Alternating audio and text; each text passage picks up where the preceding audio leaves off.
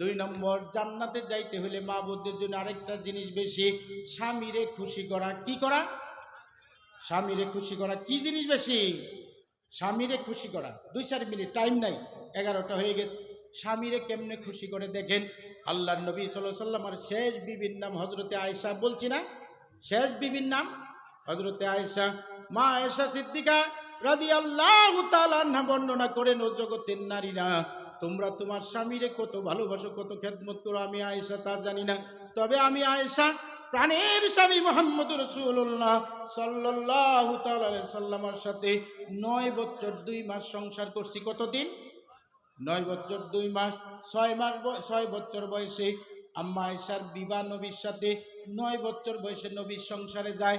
18 বছর 2 মাস আম্মা আয়েশার বয়স, বিশ্বনবী দুনিয়ার থেকে ইন্তেকাল করে। আম্মা জান আয়েশা সিদ্দিকা বলে, 9 বছর 2 মাস আমার প্রাণের স্বামীর সাথে আমি সংসার করেছি। এই 9 বছর 2 মাসের ভিতরে যতদিন আমার প্রাণের স্বামী আমি আয়েশার সাথে ঘুমাইছি, কোনদিন বালিশে ঘুম পাতাই নাই, আমি আয়েশার উরাত রাসূলুল্লাহর বালিশ বানায় ঘুম পাতাইছি। কতদিন? একটা দুটো দিন না, 9 বছর 2 মাস আম্মা আয়েশা নিজের উরাত বালিশ বানায়া রাসূলুল্লাহর ঘুম পাতাইছে। সুবহানাল্লাহ। তাহলে বেডি হুতনো না বহাত ঘুমো না হজাক, এই হলো স্বামীরে খুশি করার দৃষ্টান্ত। হাজারো ভাব আল্লাহর ঘরে সংসারে থাকতো, কিন্তু বিবিরা রসুলকে কোনোদিন কড়া কথা, চোখ গরম করে কথা বলতেন না। হাদিস শুনে রসুলের বিবিদের সংসার আর আমরা সংসার।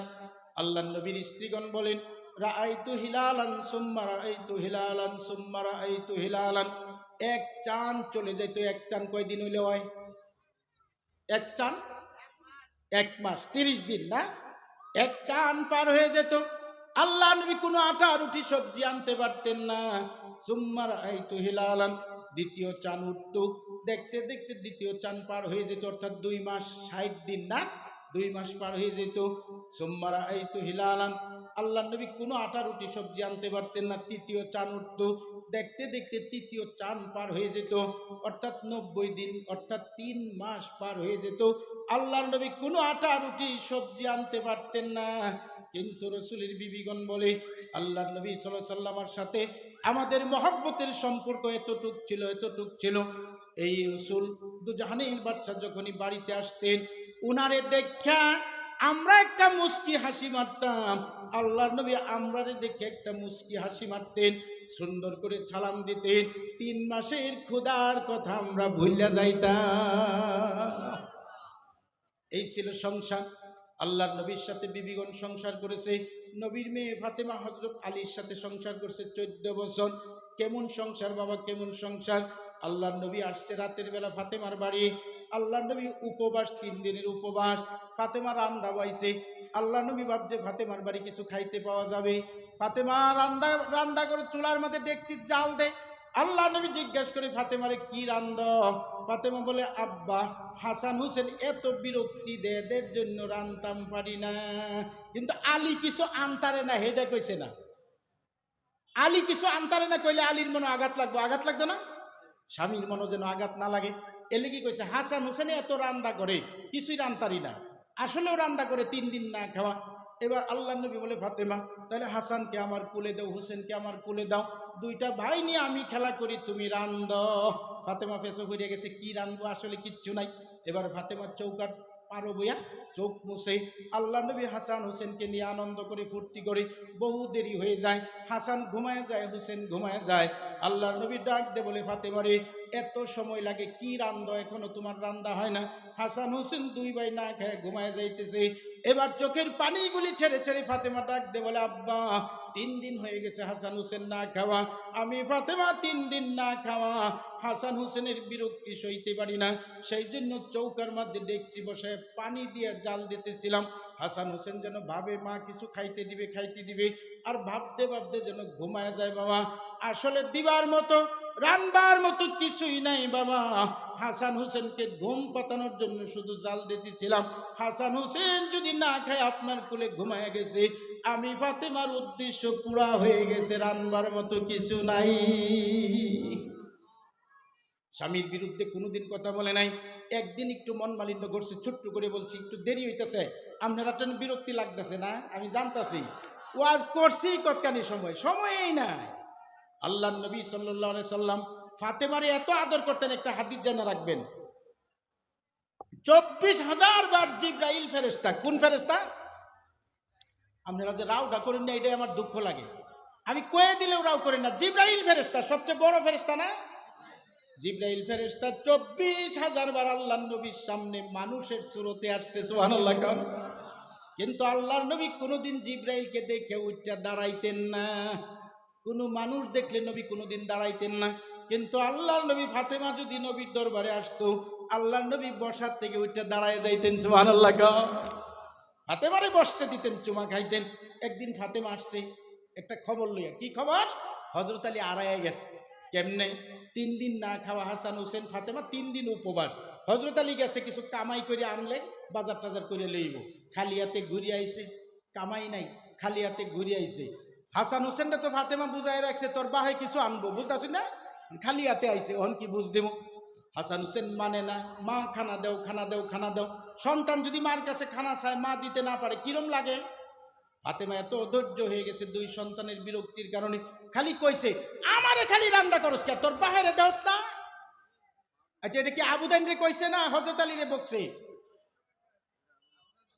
আবুদাইন রে কইছে। এটা হইনা হযরত আলী বাইতে গেছে দুঃখে, ফুলাফান রে খানা দিতারি না বাপ হইয়া। এই দুঃখে হযরত আলী বাইতে গেছে। স্বামী খুশি করে যাওয়ান লাগবো, এই হাদিসটা কয়ে শেষ। এবার আল্লাহর নবীর মেয়ে ফাতেমা এদিকে দিক বিশ্বাস, হযরত আলী নাই। বেডি মানুষ কই বিশ্বাইব? আল্লাহর নবীর দরবারে চলছে হযরত ফাতেমা 2 সন্তান সঙ্গে নিয়ে আল্লাহর নবী রহমতুল্লিল আলামিনের দরবারে আসছে। ফাতেমা সালাম দিয়ে বলে, আব্বা আমার স্বামী হযরত আলী আড়াইয়া গেছে। এমনি নবী ধমক দেওয়া শুরু করছে। অন্যদিন আইলে বন দেয়, কইছি না উঠা কি বাজে মাথাটা লাড়া দে গো আল্লাহ, জোরে লাড়া দেন। অন্যদিন ফাতেমা আইলে নবী উঠা ফাতেমারে বন দে, চুমা খায়, খাওয়ান দে। এদিন খালি ধমক দিতেছে, বইবারও দেনা, বাড়ি ভিতরে যাইবার দেনা। ডাক দে বলে, ফাতেমা রে, আমার আলী রে তুই দুঃখ দিছস, আলীর সাথে বেয়াদবি করছস, নাইলে আলী কেন আড়াইয়া যাবে? ফাতেমা কয়, আব্বা কোনো বেয়াদবি করছি না, কোনো খারাপ ব্যবহার করছি না। বলে কি করছ? এবার ফাতেমা বলে, আব্বা 3 দিন না খাওয়া 2টা সন্তান, আমি ফাতেমা 3 দিন না খাওয়া। হযরত আলী কিছু ইনকাম করে কামাই করে কিছু আনবে, খালি হাতে ঘুরে আইছে। এই 2 সন্তান আর আমি মানাইতে পারি না। আমি এদের বিরক্তি বরদাস্ত করতে না পারে বলছিলাম, খালি আমারে রান্না করস কে, তোর বাহিরে দেওস না। এইটা হইনা হযরত আলী আড়াইয়া গেছে। এবার নবী কি বলছিলেন শুনেন, মা বোনদের জন্য, চিরদিনের জন্য, মা বোনদের শিক্ষার জন্য বলছে। আল্লাহর নবী ডাক দিয়ে বলে, ফাতেমা রে, এই যে তোর এতটুক ব্যবহারে যে তোর স্বামী আলী নারাজ হয়ে গেল, এই আলীরে যদি তুই খুশি করতে না পারোস, আর তুই ফাতেমা যদি মারা যাস, আমি বিশ্ব নবী তোর বাবা তোর জানাজা পড়তাম না। আরে ফাতেমা, এই অবস্থায় যদি তুই কবরে যাস, কিয়ামতের কঠিন ময়দানে আমি রহমতুল্লিল আলামিন তামাম দুনিয়ার গুনাহগারদের শাফায়াত করবাম, কিন্তু তুই ফাতেমারে আমার মেয়ে বলে স্বীকার করতাম না। তাহলে আমার মা বোনেরা মনে করেন, জীবনে কত বহা বকছেন নিজের স্বামীরই, বহে না?